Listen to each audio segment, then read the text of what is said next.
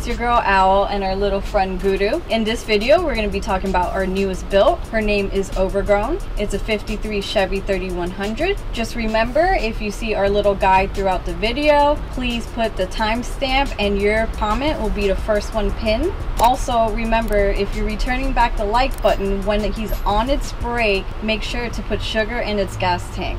Stay tuned, guys.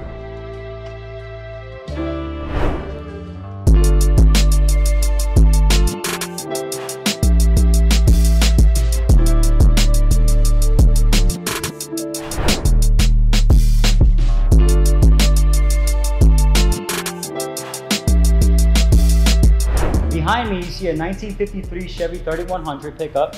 It's for a client who's been a friend and a customer of ours for many years. He called me one day and said that he was in the market to buy an old truck that he can drive daily. So we came up with a plan, we came up with an idea, and I got to work finding a cab.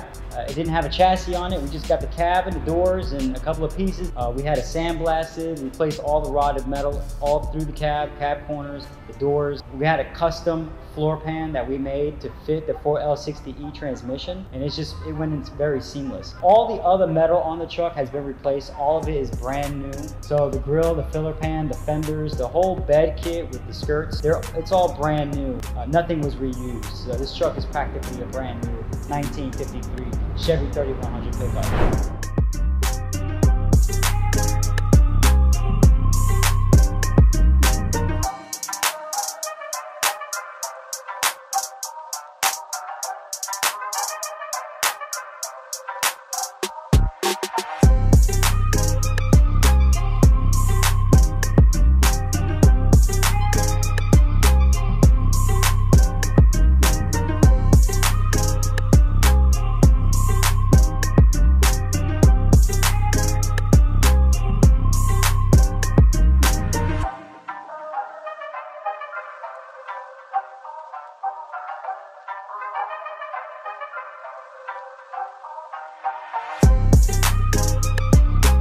The 2001 S10 frame was installed using a 504 retro kit. They make a great kit so that you can swap the chassis on these AV trucks or any Chevy or GMC trucks onto a newer S10 chassis.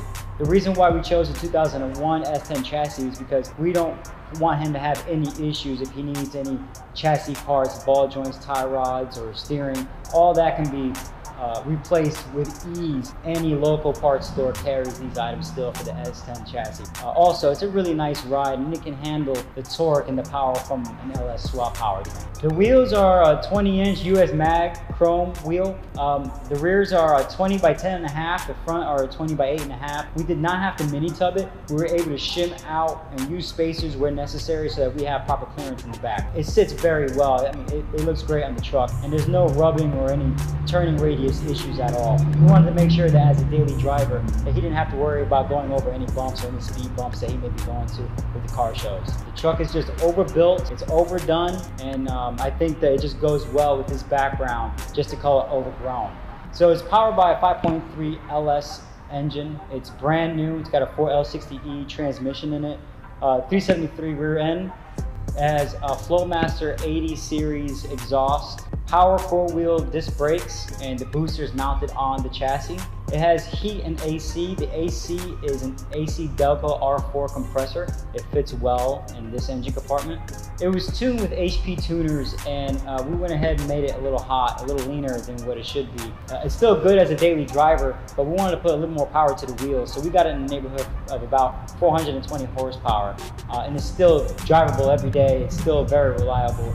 It takes 93 octane only. So the front is lowered with drop spindles. It's a 3-inch drop in the front, 2-inch lowering blocks in the rear, and it gives it a really nice rake when you see it driving.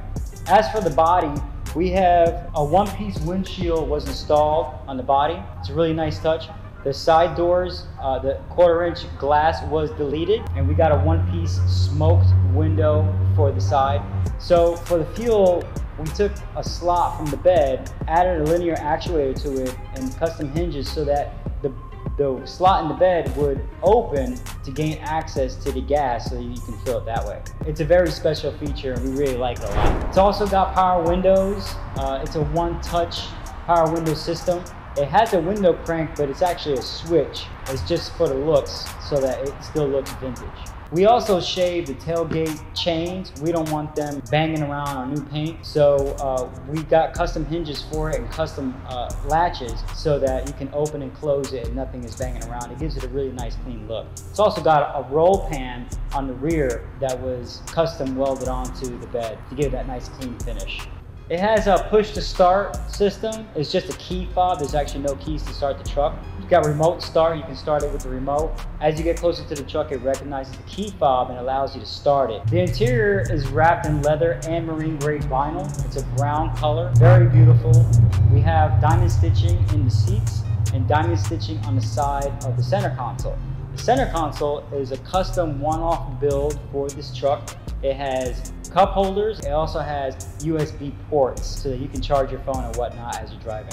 The stereo system is a kicker setup. We have custom kick panels for the kicker speakers, and it has a retro stereo head deck. It also has Bluetooth, XM satellite radio, and a USB connection that can be made with the stereo. It has custom door panels, a custom headliner, a custom rear panel. We have a steering column from I Did It, a wood grain steering wheel with the Chevy logo in the middle of it. It's got Dakota gauges that keep you informed as to what's going on. The Dakota gauges ties in really well with the LS swaps. It's a great system to have and really nice. So because this client is a special client, I made sure to pay special attention to some of the details that I would want on my truck if it was mine. And so we made sure to take our time and build it just right as if it was just for any one of us here. This has been our LSX Swap 53 Chevy pickup. Like and subscribe for more content, and stay wrenching, boys and girls.